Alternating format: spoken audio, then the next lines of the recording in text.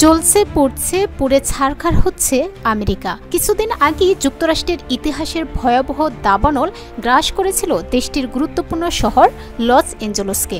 শুধু ফ্রেশই উন্নত মানের সয়াবিন বীজ ইম্পোর্ট করে নিজেদের ফ্যাক্টরিতে উৎপাদন করে বলে তেল থাকে ফ্রেশ, যা আপনার ব্যাড কোলেস্ট্রল কমায়। এবার আবারও দাবানলের পূর্ণ থাবায় রীতিমতো চলছে দেশটি। জনপ্রিয় পর্যটন এলাকা গ্র্যান্ড ক্যানিয়ন ন্যাশনাল পার্ক এবার ভয়াবহ দাবানলের কবলে পড়েছে। ইতোমধ্যে ৫,০০০ একর এলাকা জুড়ে ছড়িয়ে পড়েছে এটি, যা জ্বালিয়ে দিয়েছে আমেরিকার অনেক গুরুত্বপূর্ণ স্থাপনাও।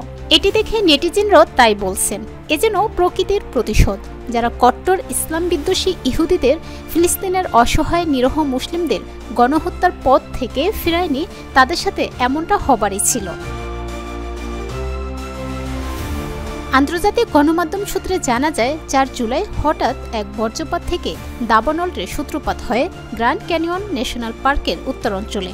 উত্তর প্রান্তে ছড়িয়ে পড়া আগুনে পুড়ে যায় ১৭ বছরের পুরনো গ্র্যান্ড ক্যানিয়ন লজ, যা যুক্তরাষ্ট্রের জাতীয় ঐতিহ্যের অংশ ছিল।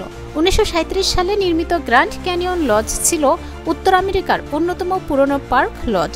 ইউনেস্কো ঘোষিত এই ভবনটিকে যুক্তরাষ্ট্র সরকার জাতীয় ঐতিহাসিক ল্যান্ডমার্ক হিসেবে স্বীকৃতি দিয়েছিল। এটি থেকে গ্র্যান্ড ক্যানিয়নের একান্ত সৌন্দর্য উপভোগ করতেন হাজারো দর্শনার্থী।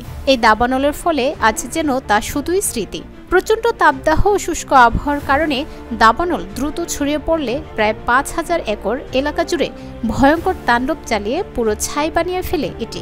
এখনও পর্যন্ত দাবানল শতভাগ নিয়ন্ত্রণে আসেনি, আর ধ্বংসস্তূপের পরিমাণ বাড়ছে প্রতিদিনই।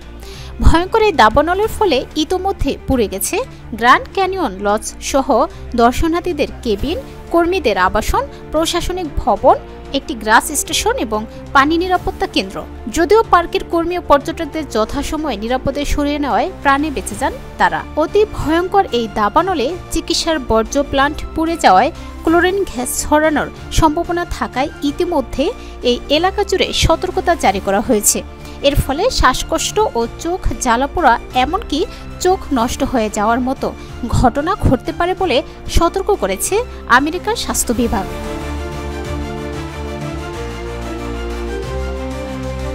এদিকে পুরো বিশ্ব যখন উদ্বেগ আর উৎকণ্ঠায় কাঁদছে, ফিলিস্তিনি অসহায় নিরহ নিরস্ত্র মুসলমানদের কট্টর ইসলাম বিদ্বেষী ইহুদিবাদী ইসরায়েলের হাত থেকে বাঁচাতে, মুহুর্মুহুর ক্ষেপণাস্ত্রের হাত থেকে রক্ষা করতে, তখন বারবার জাতিসংঘ থেকে শুরু করে সবখানে ফিলিস্তিনের বিপক্ষে যুদ্ধ থামানোর বিপক্ষে গলা ফাটিয়েছে আমেরিকা।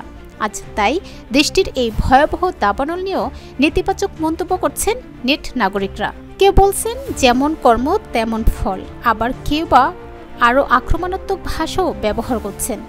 দুবাইয়ের নাগরিক সালমান আলী ফেসবুকে আমেরিকার এই দাবানলের ছবি পোস্ট করে ইংরেজিতে লিখেছেন, যার বাংলা অর্থ দাঁড়ায়, ফিলিস্তিনে গণহত্যা চালাতে সাহায্যকারীরা পুড়ছে, জ্বলছে, জ্বলে পুড়ে ছারখার হচ্ছে। এটা যেন আল্লাহর গজব। সারা নামের মিশরের এক নাগরিক ফেসবুকে লিখেছেন, যার বাংলা অর্থ হয়, এরপরও কি লজ্জা হবে না তাদের? এরপরও কি ওরা থামবে না? আরো কতটা শিক্ষা হলে ওরা মুক্তি দিবে গাজার মুসলমানদের? সুপার ফ্রেশ ফর্টিফাইড সয়াবিন তেল, শুরু হোক হেলদি লাইফের জার্নি।